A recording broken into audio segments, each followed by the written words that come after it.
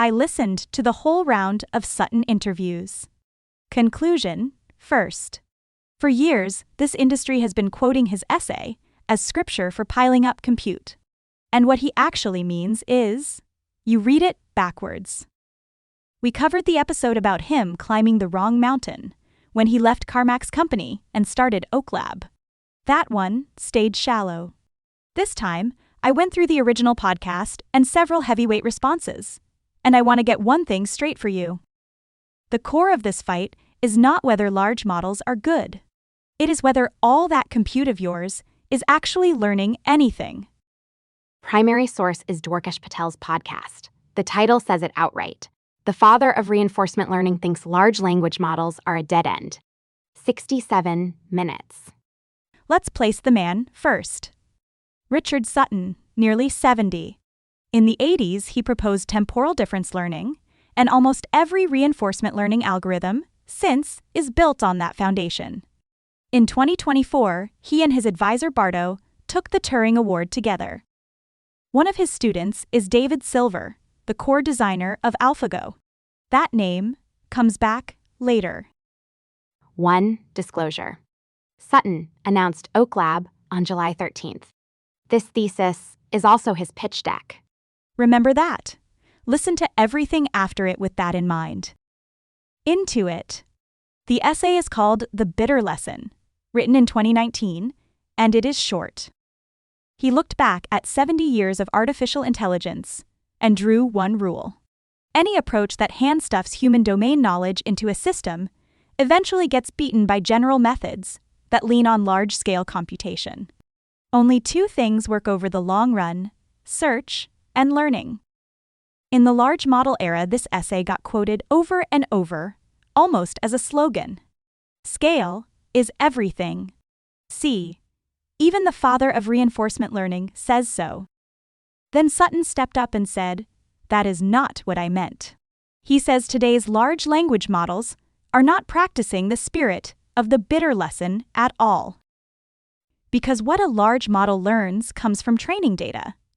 Text and images humans already wrote down, shot, and labeled. Not first-hand experience an agent earns by dealing with an environment.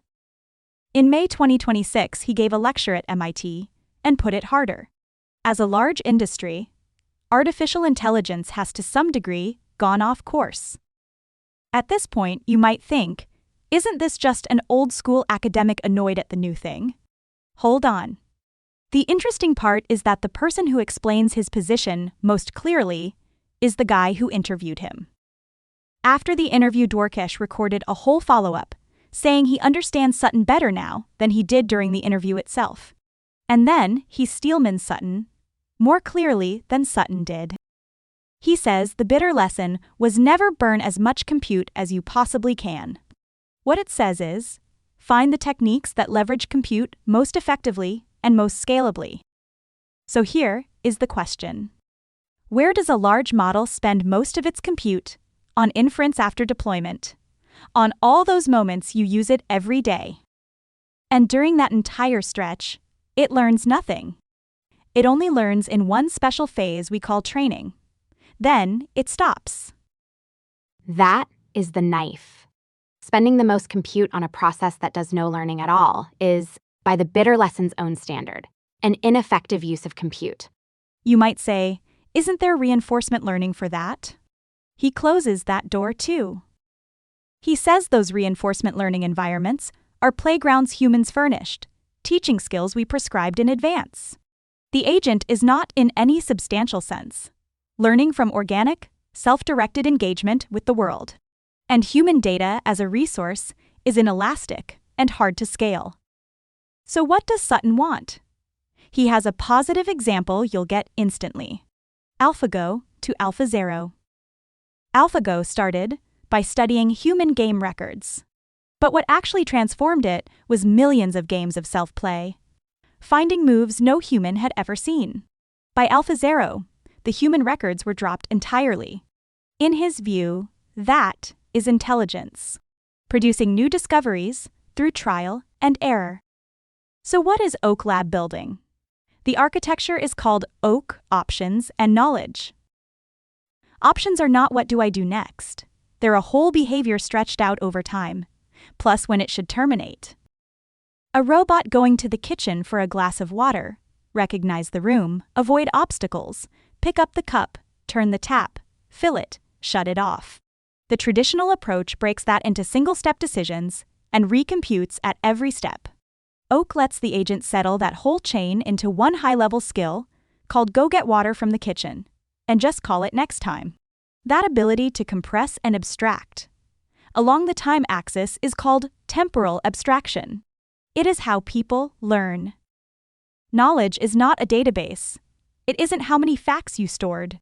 It is the understanding of the world the agent forms while executing those options. An internal world model. And that model can predict.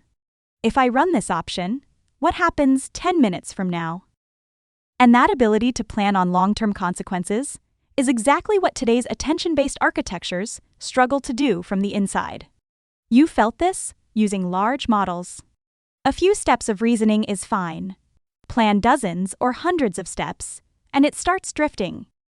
Put the two together, and you get a self-reinforcing loop. The bottom layer pulls features from raw sensory data and packages them into first-level options. The layer above uses those options as building blocks for a higher world model. And when the top layer predicts wrong, it drives the bottom layer to change strategy or to create new options. Nobody feeds it new data. The system grows more and more complex structure out of its own experience.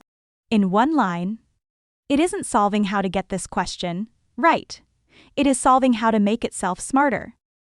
There's a lens I find more useful than the architecture itself. Pipeline engineering versus loop engineering. I like this frame a lot. Mainstream agent development today is essentially pipeline engineering. You string perception, planning, memory, and tool calls into an assembly line, and when to think and when to act are all defined by a human in advance. The upside is control. The downside is that the moment it hits a long-tail case nobody scripted, it breaks. Oak turns all the way to loop engineering. In Sutton's view, the only truth of intelligence is that interaction loop. Perceive, act, get feedback, perceive again. That is his case. Now let's set out the chairs. I'm not taking a side. You pick. First chair, Carpathy. He Steelman's Sutton first. Animals don't even have the scaffold of language. They get thrown into the world with no labels and have to make sense of everything themselves. So why shouldn't that be the vision for AGI? And having said that, he brings the knife down himself. He says he is very careful about making analogies to animals, because animals came from a completely different optimization process. They were evolved, and they arrive with an enormous amount of built-in hardware. Then, he brings up the zebra. A zebra is born, and a few minutes later, it is running alongside its mother. That is an extremely complicated thing to do. And it isn't reinforcement learning, it is baked in. Evolution found some way to encode neural network weights into a TCG. That cut goes deep. What it means is this. The analogy of learning from scratch, like an animal, may not hold up at all. Because an animal isn't starting from scratch. It shows up carrying hundreds of millions of years of pre-trained weights. Second chair, an observation from Turing Post. These two people are speaking two different languages. And the word that shaped the entire conversation is prediction. Sutton's prediction is, I took an action in the world. What happens next? That kind of prediction has a right and a wrong. Touch fire, and you get burned. Move a chess piece, and you face the consequences. On the large model side, prediction is what the next word is. One token after another. It looks like reasoning, but there is no prediction of consequences inside it. Same word, two meanings. Two people argued for an hour and may never have argued about the same thing. Third chair, the people voting with money. Sutton student David Silver left DeepMind this January and founded Ineffable Intelligence, on a path very close to Oak Labs. In April, it raised a $1.1 billion seed round at a $5.1 billion valuation. Do you hear what that number means? This narrative, that AI must break free of human data and grow knowledge from its own experience, now has a price. A $1.1 billion price. So whenever any side sounds especially right to you, take a look at who is paying for that rightness. Fourth chair, the one that most deserves to be heard. Someone who has bet a career on the current paradigm. A student doing a machine learning PhD. An engineer who just switched into large model applications. For them, this isn't a debate to watch. It is, should I change direction next year? Those people can't get a certain answer. So at the end of this episode, I'll give you a timetable, not a conclusion. Chairs are out. Now the most important thing in this episode. Sutton himself admits there are two fundamental problems on his path that are still unsolved. The first is catastrophic forgetting. When the system learns something new, it overwrites the old. Like someone learning to ride a bike and forgetting how to walk. The second is loss of plasticity. After running a while, the network stiffens, locks into a pattern, and loses the ability to keep learning new things. He has said clearly on multiple occasions that these core problems are not solved. That is also why he still cannot show you a large-scale oak system. At the MIT lecture, he said it flatly. This is, for now, still a vision. I'm pulling this part out on its own because this is where you judge whether someone is trustworthy. He could have sold a dream. He didn't. He said, this is a vision. The core problems aren't solved, so I have nothing to show you. Until that is fixed, the recursive evolution I described can't take a single step. It just falls into learn the new, forget the old. So what you're hearing isn't a working solution. It is a direction, plus an honest list of debts. So what does this look like historically? I'll give you 3 different answers. Pick one to believe. First, a real reset to zero. In the late 80s, the neural network camp got frozen out, and 30 years later it came back and became everything we have today. On that script, Sutton may be right, but you wait 30 years.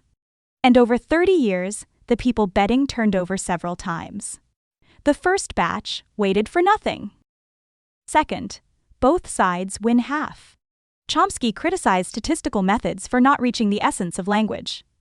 Statistical methods then crushed it in engineering, but that criticism was never actually refuted.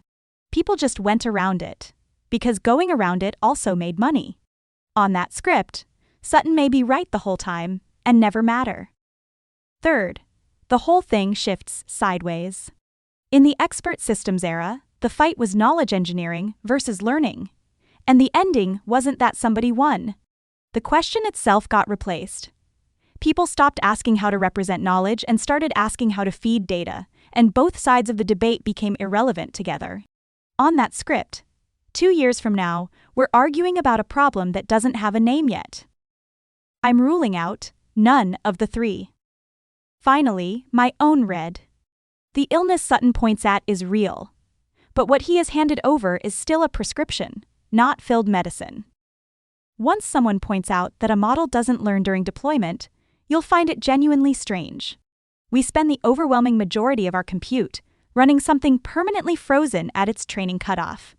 Talk to it for a year, and it hasn't grown at all.